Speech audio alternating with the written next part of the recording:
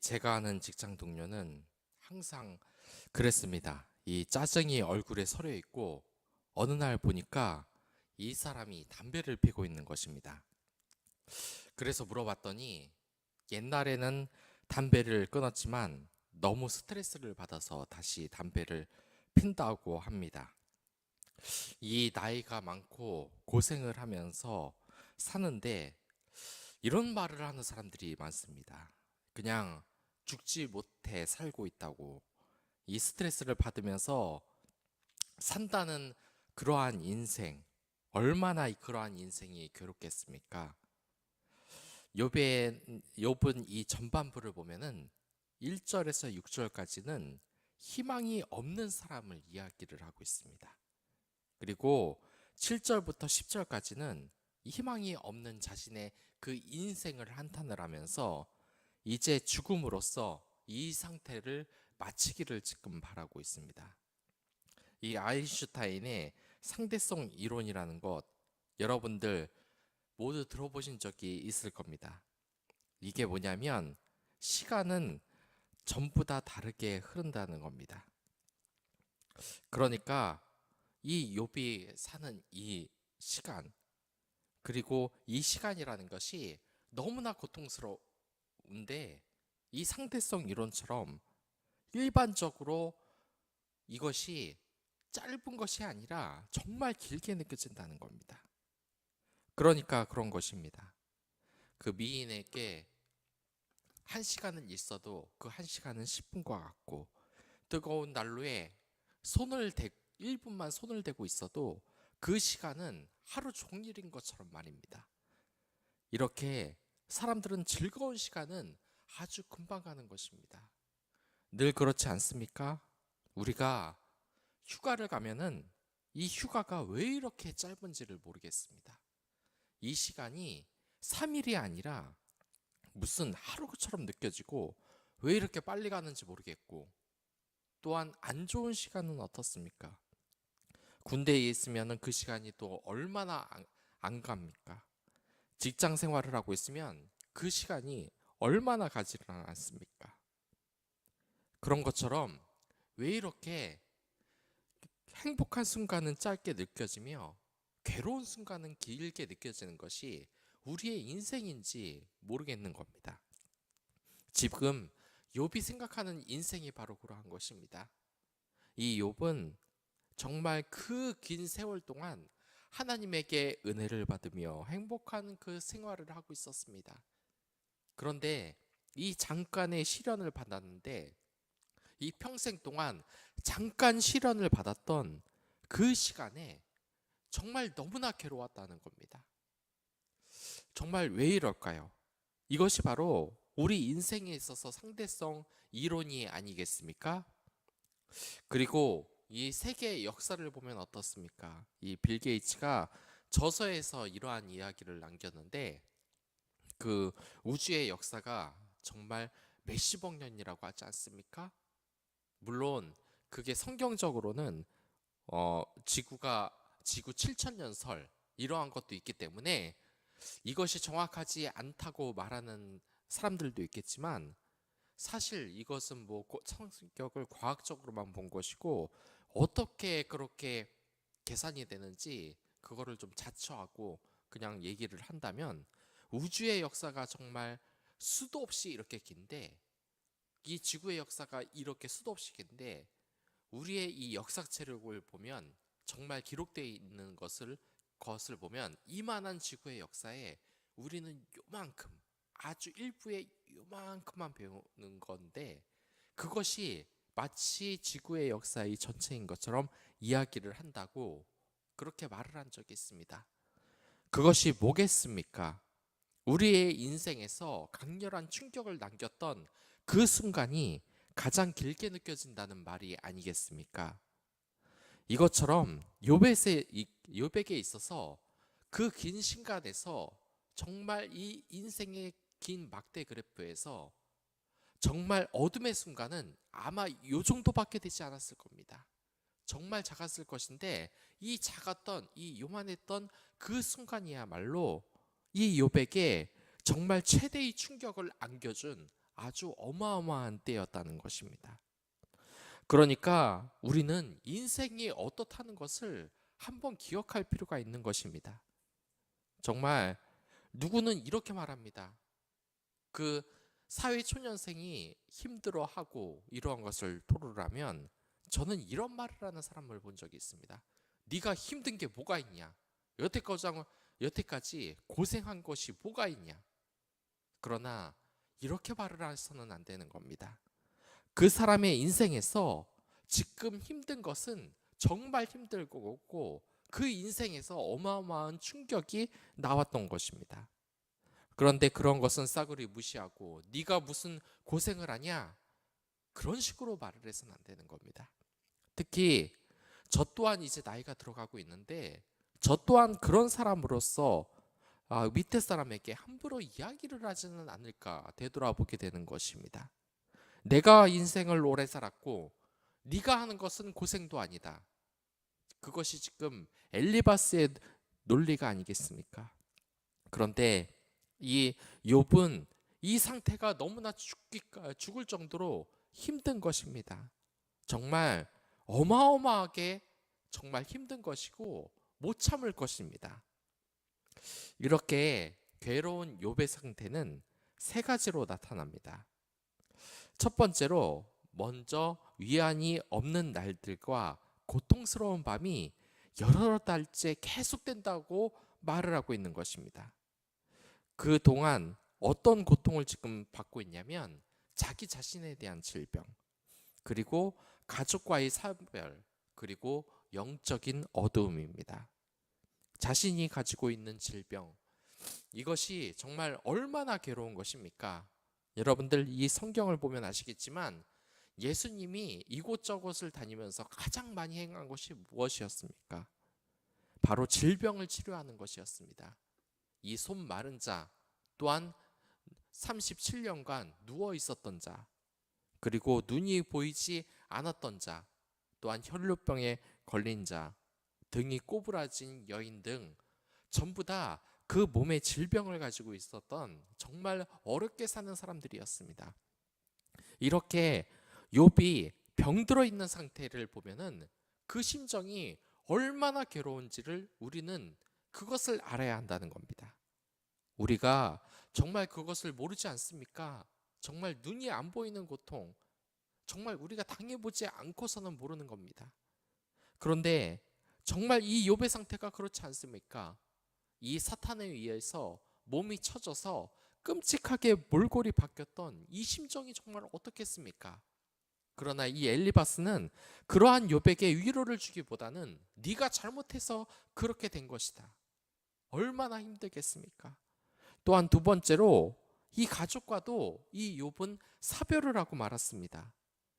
가족과 사별을 한다. 얼마나 그 마음이 힘이 들겠습니까? 자신의 앞에서 이 가족들이 갑자기 처짐을 당해서 죽음을 당했다. 아내가 죽은 것은 아닙니다. 그러나 자식들이 갑자기 일이 생겨 이렇게 죽으면 어떻게 되겠습니까?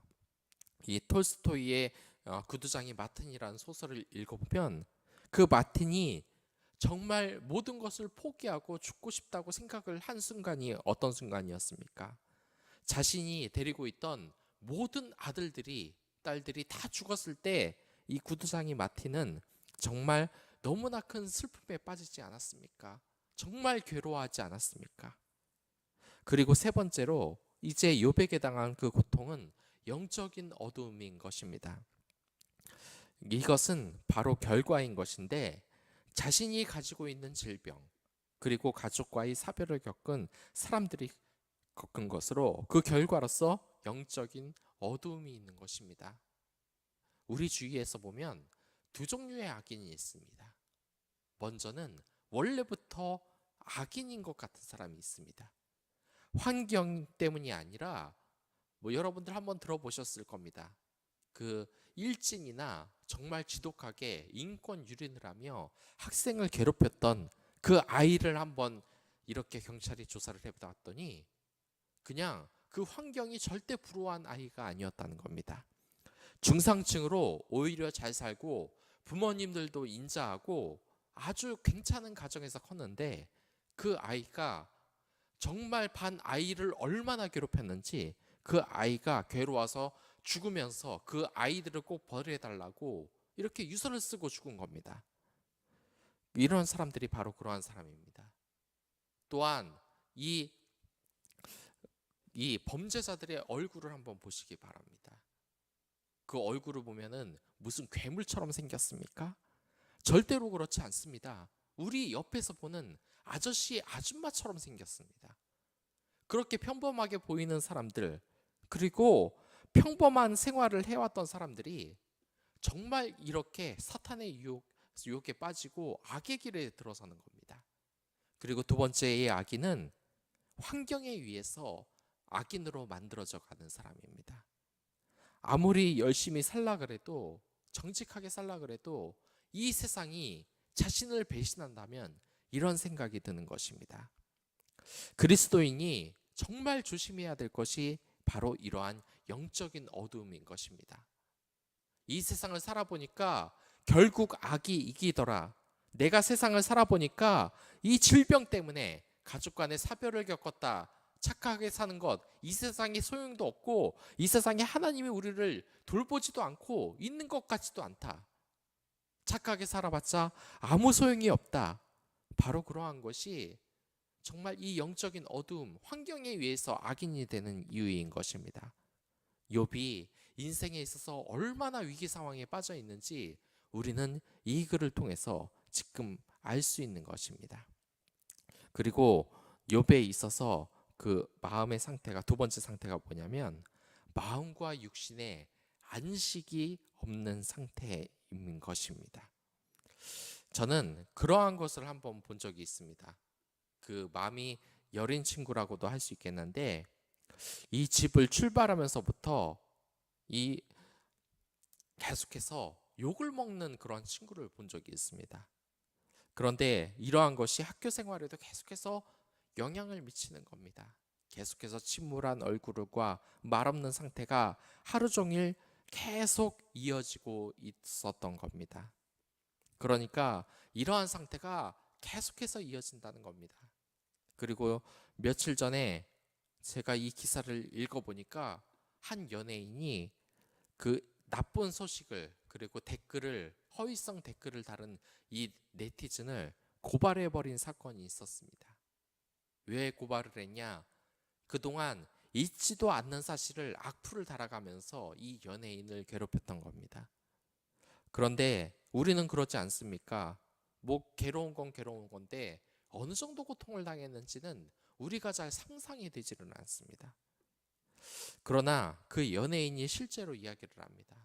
그 댓글을 읽고 그 마음이 너무나 무너지고 힘들어서 하루 종일 일을 할 수가 없었다고, 정말 어마어마하게 힘들고 괴로워서 그 고통이 말도 못할 정도였다고 그렇게 이야기를 하는 것입니다. 이거 여러분들 잘 이해가 갑니까?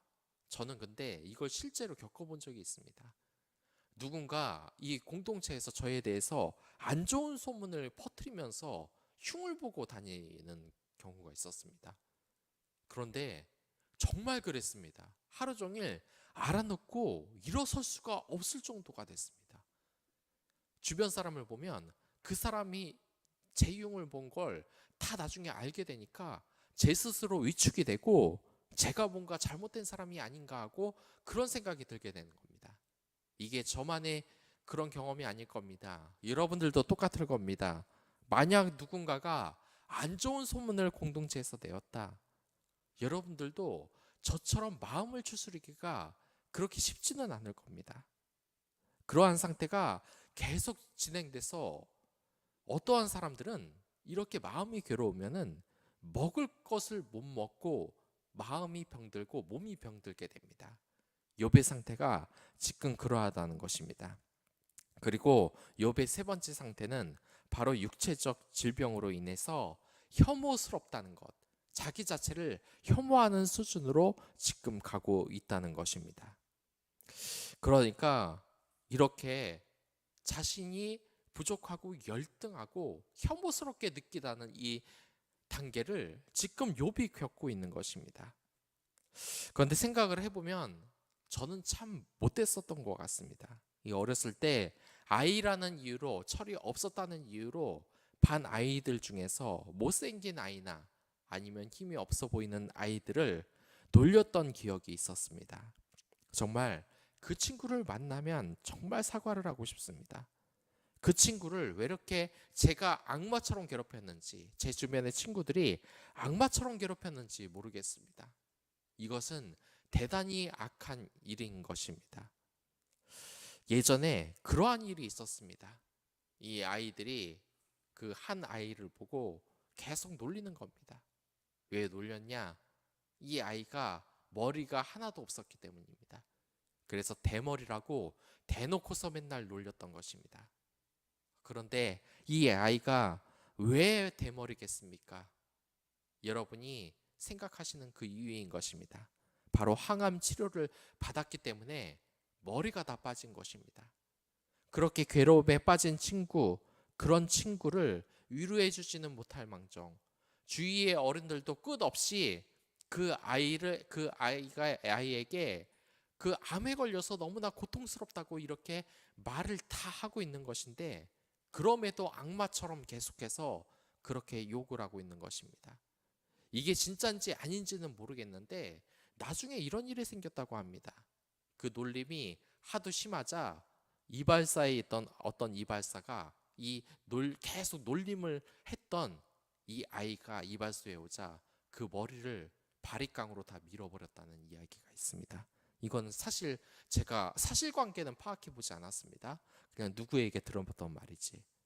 아무튼 여러분들, 우리는 모두 비천하고 열등한 존재인 것입니다. 욥이 말하는 것이 바로 그러한 것입니다. 그런데 그럼에도 불구하고 우리가 이렇게 서로를 차별해서는 안 된다는 것입니다. 욥이 이렇게 말하는 이유가 뭡니까? 우리가 비천하고 열등한 존재인데 서로 차별하는 존재가 되어서는 지금 안 된다는 것입니다. 그래도 이 욥이 정말 잘한 것이 있다면 자기 자신이 끝없는 어둠으로서 지금 절망을 하고는 있지만, 인간들이야 비천하고 열등한 존재이지만 하나님에게 대한 그 태도는 항상 순전하게 유지를 하고 있다는 것입니다. 물론 결과적으로 보면 하나님께서 의인인 나를 이렇게 벌 주시는 것은 정당하지 못하다고 이야기는 하고 있지만, 어떻게든 이 하나님에 대한 이 태도를 순전하게 유지하기 위해서 지금 노력을 하고 있는 것입니다. 그리고 우리가 이 욥처럼 힘들더라도 정방에 빠지면 안 되는 이유가 바로 그것입니다. 하나님께서는 성실하게 우리의 노고를 다 보상해 주실 날이 결국 온다는 것입니다. 여러분들, 이 예수님이 부활한 증거가 뭐라고 생각을 하십니까? 지적적인 증거는 없습니다. 무슨 물증이 있지는 않습니다. 하지만 500명이 넘는 증인들이 예수님의 부활을 봤습니다. 그리고 예수님의 12제자를 한번 보십시오. 11제자를 한번 보십시오. 그들이 이 예수님의 부활을 보기 전에는 어땠습니까? 늘 자신만 알고 예수님이 죽든 말든 자신의 목숨만 챙겼던 이들이 예수님의 부활을 보고 목숨을 걸고 이 세상에 그리스도의 복음을 전하고 결국 순교를 하고 말았습니다. 이 예수님의 죽음에 비겁하게 도망을 갔던 이 11명의 제자들이 갑자기 예수님을 위해서 죽은 것입니다. 이것은 예수님의 부활이 사실이 아니었다면 불가능한 일인 것입니다. 그렇기 때문에 그들이 그렇게 헌신을 할 수 있었던 겁니다. 자신의 몸을 던져서 희생을 할 수 있었던 겁니다. 왜 희생을 할 수 있었겠습니까? 그것은 이 예수님께서 그렇게 고통을 당함에도 불구하고 결국 그러한 노고를 나중에는 보상받고 승리한다는 것을 알았기 때문입니다. 욥이 지금 모르는 것이 하나 있는데, 그것은 바로 하나님께서 성실하게 우리의 노고를 보상하시는 분이라는 겁니다. 이 죽음 이후에도 우리가 한 행동을 하나님께서 철저하게 보상을 하신다는 겁니다. 여러분들, 우리의 인생은 잘못되지 않았습니다. 욥과 같은 힘든 상황이 있더라도 절대로 무너지지 마시기 바랍니다. 사탄의 유혹에 무너지지 마시기 바랍니다. 하나님께서는 당신을 사랑하십니다. 그리고 하나님은 당신을 위한 그 열매와 보상을 하나님 나라에서 기다리고 있는 것입니다. 그 열매를 위하여서 절대 포기하지 마십시오. 힘들어도 포기하지 마시고 주변의 이웃들에게 자신의 고민을 알리고 같이 기도를 하고 해 주십시오. 우리는 하나님의 위대한 자녀로서 결국 하나나라에서 하나님의 왕자와 공주로 살아갈 것입니다. 그럼 다 같이 기도하도록 하겠습니다.